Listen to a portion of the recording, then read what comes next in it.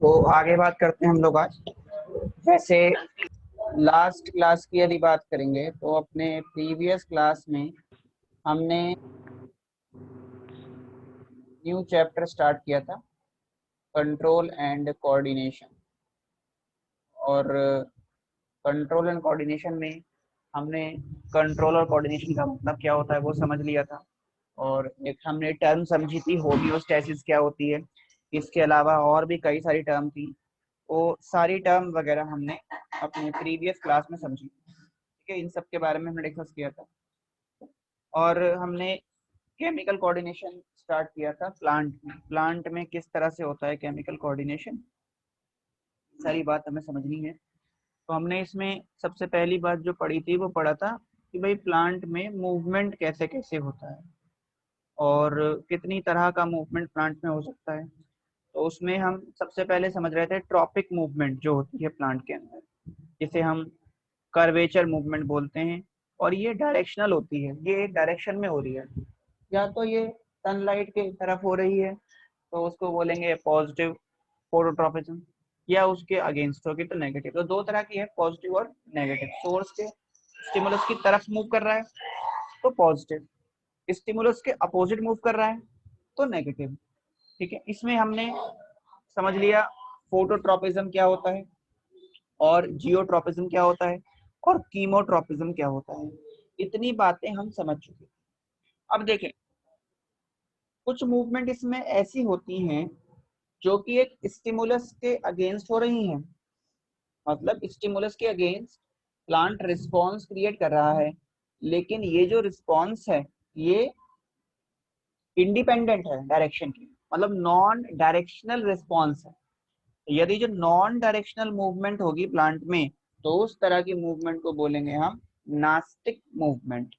तो नेक्स्ट हमारे पास आती है नास्टिक मूवमेंट।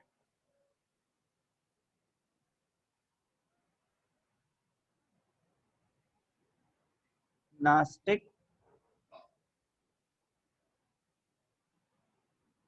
मूवमेंट क्या होती है ये? तो हम लिख सकते हैं these are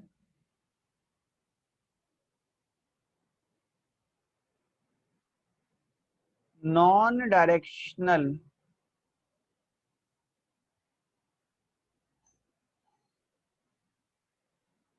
movement, non directional movement of plant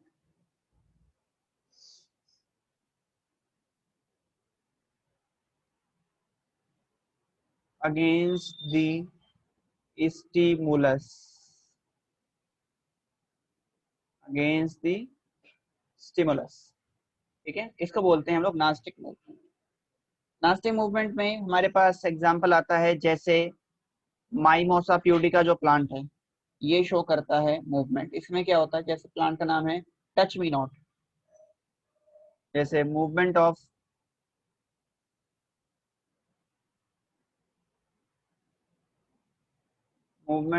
leaves of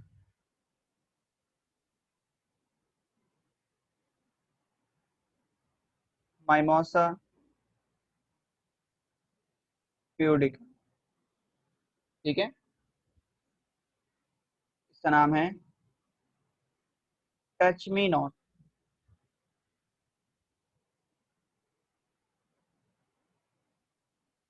touch me not plant की जो मूवमेंट है, जैसे ही आप इस प्लांट को टच करेंगे तो इसकी लीव जो है वो रोल हो जाएगी। ठीक है जी, तो ये हो गया नास्टिक मूवमेंट। इसके बाद एक टर्म आती है, अच्छा नास्टिक में कई सारी हैं, जैसे निक्टी नास्टिक हो गई, थिग्मोनास्टी हो गई, फोटोनास्टी हो गई। मतलब नॉन डायरेक्शन मूवमेंट लाइट के अकॉर्डिंग हो जाएगी, नॉन डायरेक्शन मूवमेंट टच के अकॉर्डिंग हो जाएगी। ठीक है, तो ये सारी मूवमेंट कहलाती हैं। जैसे थिग्मोनास्टी मतलब कोई टचिंग स्टिमुलस आएगा तो थिग्मोनास्टी मूवमेंट हो जाएगी, और केमिकल की वजह से हो जाएगी तो कीमोनास्टिक मूवमेंट हो जाएगी। तो नास्टिक मूवमेंट नॉन डायरेक्शनल है, ट्रॉपिक मूवमेंट डायरेक्शनल है। वही हो सकती है ये भी, लाइट की वजह से भी हो सकता है, टच की वजह से भी हो सकता है, केमिकल की वजह से भी हो सकता है। ठीक है जी। अब आगे बात करते हैं, तो हमारे पास एक और टर्म आती है, इसको बोलते हैं हम लोग photo periodism.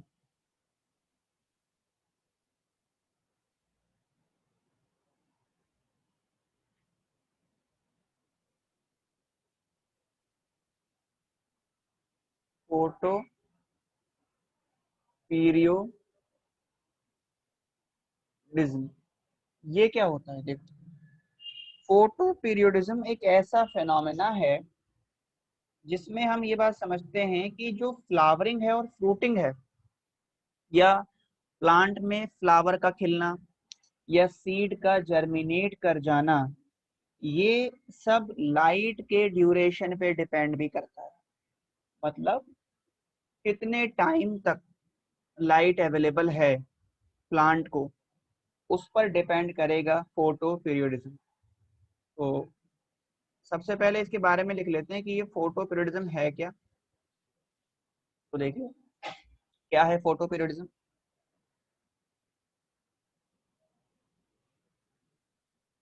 it is the phenomena, it is the phenomenon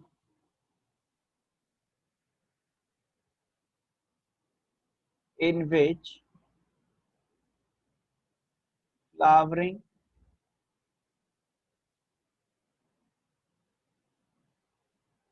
and seed germination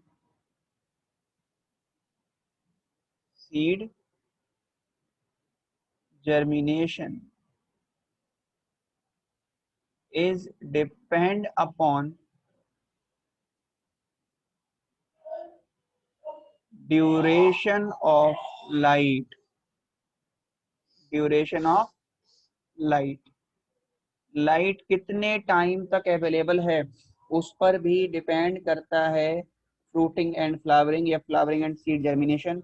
और इस प्लांट के रिस्पॉन्स को हम लोग कहते हैं फोटो पीरियोडिज्म। और फोटो पीरियोडिज्म के लिए रिस्पॉन्सिबल होते हैं कुछ केमिकल, जिन केमिकल को हम कहते हैं फाइटोक्रोम। फाइटोक्रोम पिगमेंट हैं, ये प्रोटीन के बने होते हैं।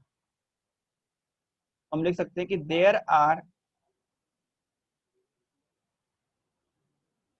सम proteinaceous, there are some proteinaceous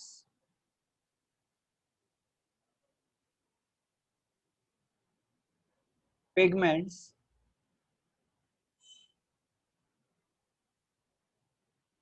responsible for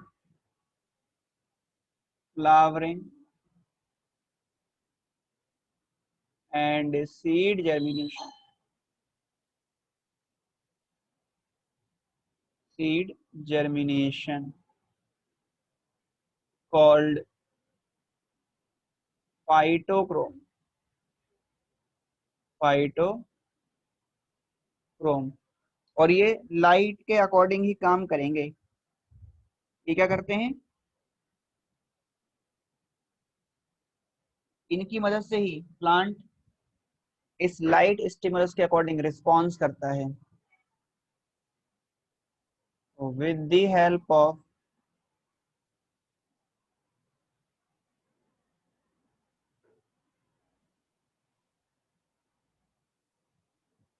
with the help of these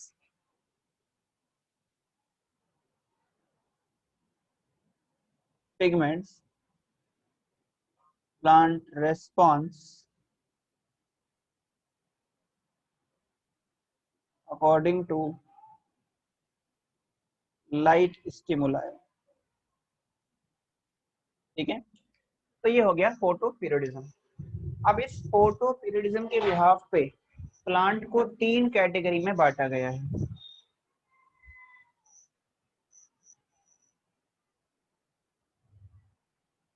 यहाँ पर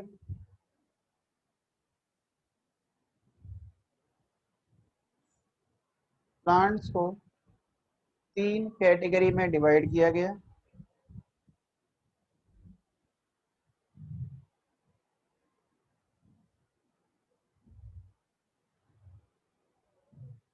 और डिवीजन का जो बेसिस है वो है फोटो पीरियडिज्म।